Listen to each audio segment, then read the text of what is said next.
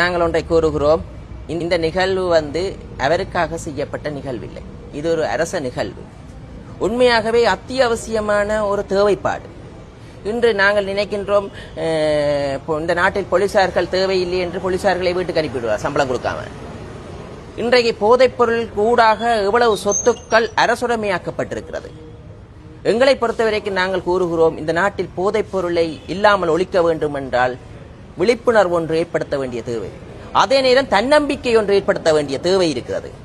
உங்களுக்கு தெரியும், முன்னைய காலத்தில் இந்த ஆர்டிஏ ஃபைல்களை போட்டு பார்த்தீர்களா இருந்தால் தெரியும் எவ்வளவு நிதிகள் செலவழிக்கப்பட்டிருக்கின்றது வீண்பிரியமாக. இந்த நிதியானது வீண்பிரியம் இல்லை. அங்கே வந்தவர்களுக்கு அழகாக இருக்கைகளை அழகான ஒரு இடங்கள் தெரிவு செய்யப்பட்டு ஸ்டேஜ் அடிக்கப்பட்டு செலவழிக்கப்பட்டிருக்கிறது. நாங்கள் மக்களுடைய பணத்தை வீண்பிரியம் செய்யவில்லை. இதன் ஊடாக எதிர்கால சந்ததிகளுக்கு இந்த நாட்டில் போதைப் பொருளை முற்றுமுழுதாக ஒழிக்க வேண்டும். போதைப் பொருளை முற்றுமுழுதாக ஒழிப்பதற்காக நாங்கள் எவ்வளவு செலவழிக்கவும் நாங்கள் தயாராக இருக்கின்றோம்.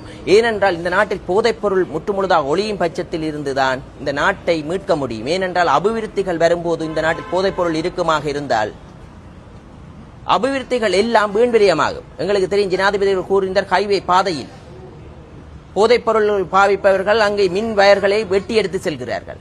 அவ்வாறென்றால் இந்த நாட்டில் இருந்து முற்றுமுழுதாக போதைப் பொருளை முற்றுமுழுதாக ஒழிக்க வேண்டிய தருவாய் இருக்கிறது.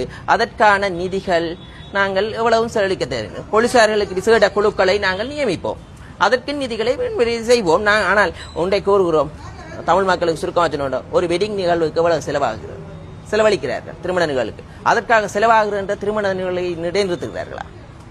நாங்கள் ஒன்று செய்வோம், இந்த செலவழிக்கும் நிதிகளுக்கு ஊடாக எவ்வளவு வினைத்திறன் கிடைத்தது என்று அறிந்து பாருங்கள்.